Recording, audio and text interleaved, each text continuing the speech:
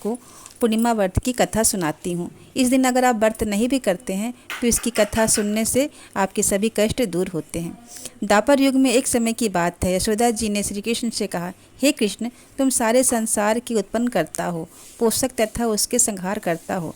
आज कोई ऐसा व्रत मुझसे कहो जिसके करने से मृत्यु लोक में स्त्रियों को विधवा का होने का भय ना रहे तथा वह व्रत सभी मनुष्यों की मनोकामनाओं को पूर्ण करने वाला हो। श्री कृष्ण कहने लगे, हे माता, तुमने अति सुंदर प्रश्न किया है। मैं तुमसे ऐसे ही व्रत को सविस्तार करता हूँ। सौभाग्य की प्राप्ति के लिए स्त्रियों को 32 पूर्णिमा का व्रत करना चाहिए। इस व्रत के करने से स्त्रियों को सौभाग्य संपत्ति मिलती है। यह व्रत अचल सौभाग्य देने वाला एवं भगवान शंकर के प्रति मनुष्य मात्र की भक्ति को बढ़ाने वाला है। यशोदा जी कहने लगी, हे कृष्ण, सर्वप्रथम इस व्रत को मृत्यु लोक में किसने किया, इसके विषय में विस्तार पूर्वक मुझसे बताइए। श्री कृष्ण जी कहने लगे कि इस भूमंडल पर एक अत्यंत प्रसिद्ध राजा चंद्रहास से पालित अनेक प्रकार के रत्नों से परिपूर्ण कार्तिका नाम की नगरी थी। वहाँ पद धनेश्वर नाम का एक ब्राह्मण था और उसकी स्त्री अति सुशील रूपवती थी। दोनों ही उस नगरी में बड़े प्रेम के साथ रहते थे। घर में धन धान्य आदि की कमी नहीं थी। उनको एक बड़ा दुख था, उनकी कोई संतान नहीं थी। इस दुख से अत्यंत दुखी रहते थे। एक समय एक बड़ा तपस्वी योगी उस नगरी में आ गया। उस योगी ने उस ब्राह्मण के घर को छोड़कर अन्य सभी घरों से भिक्षा मांग रहा था। ऐसा देखकर रूपवती से रहा नहीं गया। उसने अपने पति से कहा। उस योगी ने एक दिन रूपवती से भिक्षा ना लेकर किसी अन्य घर से भिक्षा लेकर गंगा किनारे जाकर भिक्षा को ग्रहण करने लगा। धनेश्वर ने योगी को यह सब कार्य किसी प्रकार से देख लिया। अपनी भिक्षा के अनादर से दुखी होकर धनेश्वर योगी से बोला, महात्मा, आप सब घरों से भिक्षा लेते हैं परंतु मेरे घर की भिक्षा कभी नहीं लेते, इसका क्या कारण है? योगी कहने लगा कि निपुत्री के घर की भीख पतितों के अन्न के तुल्य होती है। जो पतितों का अन्न खाता है वह भी पतित हो जाता है। चूँकि तुम निपुत्र हो अतः पतित हो जाने के भय से मैं तुम्हारे घर की भिक्षा नहीं लेता हूँ।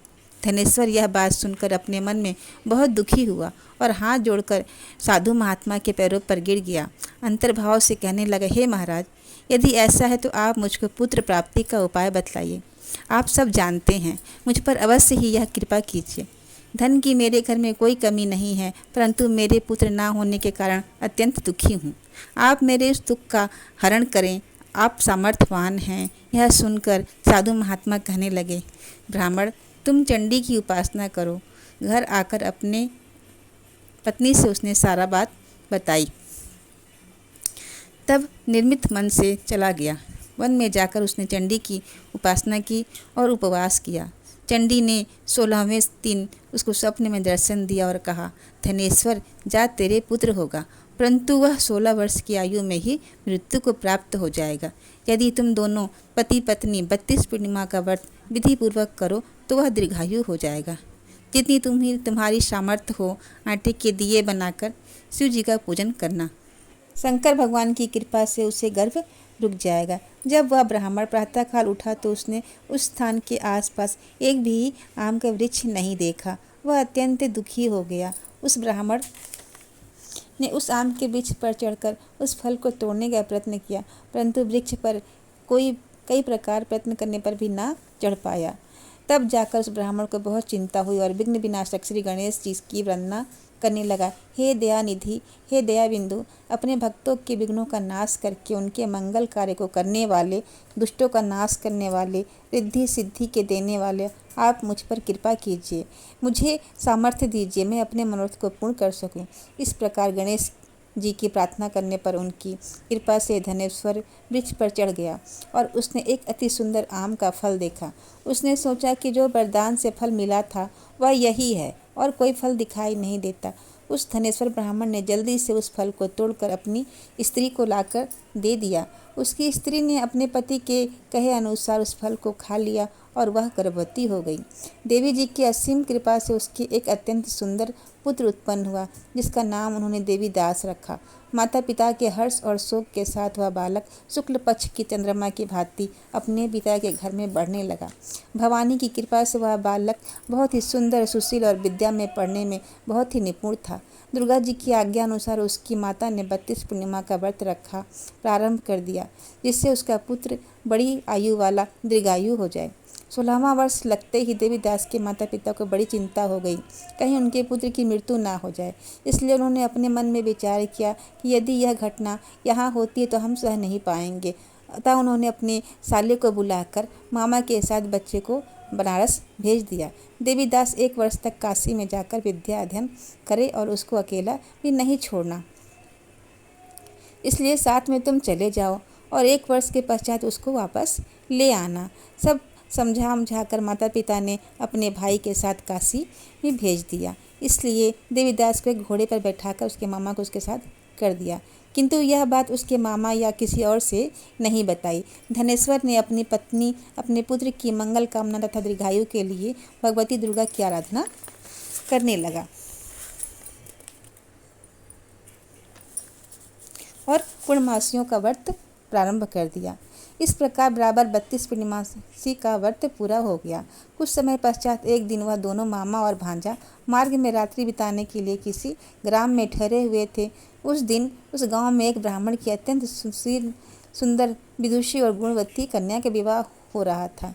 जिस धर्मशाला के अंदर उसकी बारात ठहरी हुई थी, उसी धर्मशाला में देवीदास और उसके मामा भी ठहरे हुए थे।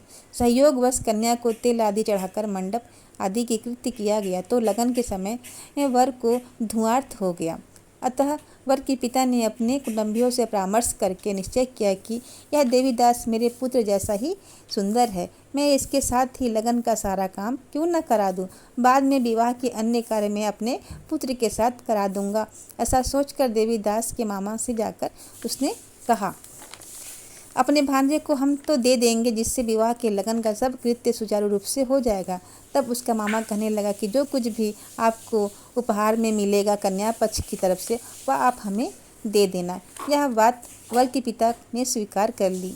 भांजा वर बनने को भेज दिया और उसके साथ सब विवाह कार्य रात्रि में विधि पूर्वक संपन्न हो गया।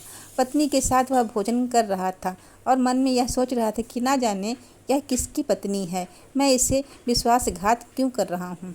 उसकी आंखों में आंसू भी आ गए। तब वधू ने पूछा कि क्या बात है, आप इतने उदासीन और दुखी क्यों हैं।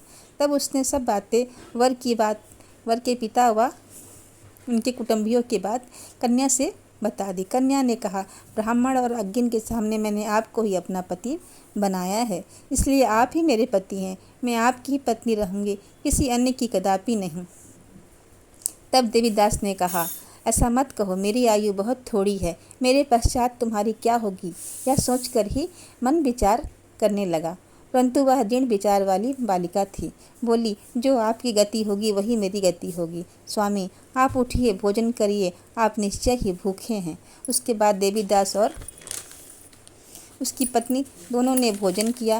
प्रातःकाल 4 बजे देवीदास ने अपनी पत्नी को 3 नगों से जड़ी हुई एक अंगूठी दी, एक रुमाल दिया और बोला, हे प्रिय, इसे लो और संकेत समझकर रखना। मेरा मरण और जीवन जानने के लिए एक पुष्प की वाटिका बना लो, उसमें सुगंधित फूलों की क्यारी लगाओ, उसको प्रतिदिन जल से सींचा करो और आनंद के साथ रहो, उत्सव मनाओ, परंतु पूर्णमासी को 32 हो जाने चाहिए।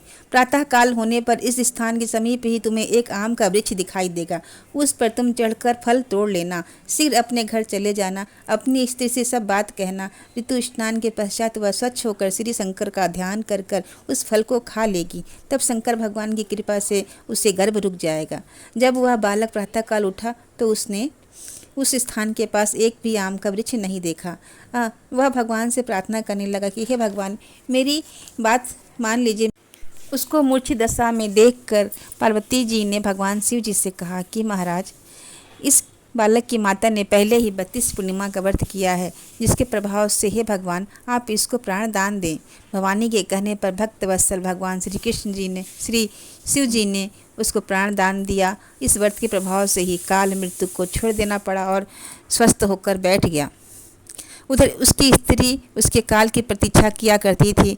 जब उसने देखा कि उसकी पुष्प वाटिका पत्र पुष्प कुछ भी नहीं रहे तो उसको अत्यंत आश्चर्य हुआ, और जब वह वैसे ही हरी भरी और हरियाली छा गई तो वह समझ गई कि मेरे पति जीवित हो गए। यह देखकर वह बहुत प्रसन्न मन से अपने पिता से कहने लगी कि पिताजी, मेरे पति को ढूंढिए, आप उनको ढूंढिए। जब 16वां वर्ष व्यतीत हो गया तो देवदास भी अपने मामा के साथ काशी से चल दिया। इधर उसके ससुर उसको ढूंढने जा रहे थे। दोनों मामा भांजे वहां पर आ गए। उसको आया देखकर उसका ससुर बड़ी प्रसन्नता के साथ अपने घर ले आया। उस समय नगर के निवासी भी वहां इकट्ठे हो गए और सबने निश्चय किया कि अवश्य ही इसी बालक के साथ इसकी कन्या का विवाह हुआ था। उस बालक को जब कन्या ने देखा तो वह पहचान ली कि यह मेरे पति हैं, जो संकेत करके गए थे, जो मुझे उपहार देके गए थे, वह यही इन्होंने ही मुझे दिया है। सभी कहने लगी कि भला हुआ जो यह आ गया। सब प्रकार नगरवासियों ने आनंद मनाया। कुछ दिन बाद देवीदास अपनी पत्नी और मामा के साथ अपने ससुर के घर से बहुत सा धन दहेज में लेकर अपने घर के लिए प्रस्थान किया। जब वह अपने गांव के निकट आ गया तो कई लोगों ने उसको आता देखकर उसके माता पिता से जाकर कहा कि तुम्हारे पुत्र देवीदास अपनी पत्नी और मामा के साथ आ रहे हैं। ऐसा समाचार सुनकर पहले तो ब्राह्मण को विश्वास नहीं हुआ, परंतु जब लोगों ने भी आकर उसकी बात समर्थन किया तो उनको बड़ा आश्चर्य हुआ। लेकिन थोड़ी देर में ही देवीदास ने आकर अपने माता पिता के चरणों को प्रणाम किया। उसकी पत्नी ने अपने सास ससुर के चरणों का स्पर्श किया तो माता पिता ने अपने पुत्र और पुत्र वधू को अपने हृदय से लगा लिया। दोनों ही आंखों से प्रेमाश्रु बह चले। अब अपने पुत्र और पुत्र वधू के आने की खुशी में धनेश्वर ने बड़ा भारी उत्सव किया और ब्राह्मणों को बहुत सा दान दक्षिणा देकर प्रस्थान किया। श्री कृष्ण जी कहते हैं कि जो इस लोक में 32 पूर्णिमाओं का व्रत प्रभाव से पुत्रवान हो गया। श्री कृष्ण जी कहते हैं कि इस प्रकार धनेश्वर 32 पूर्णिमाओं के व्रत के प्रभाव से पुत्रवान हो गया। जो भी स्त्रियां इस व्रत को करती हैं वे जन्म जन्मांतरों में वैधव्य का दुख नहीं भोगती और सदैव सौभाग्यवती रहती हैं। यह मेरा वचन है, इसमें कोई संदेह नहीं। यह व्रत पुत्र पौत्राद्र को देने वाला तथा संपूर्ण मनोकामनाओं को पूर्ण करने वाला है। 32 पूर्णिमाओं के व्रत करने से व्रती की सभी इच्छाएं भगवान शिव जी की कृपा से पूर्ण हो जाती हैं। श्री हरि भगवान की जय। ओम नमो भगवते वासुदेवाय नमः।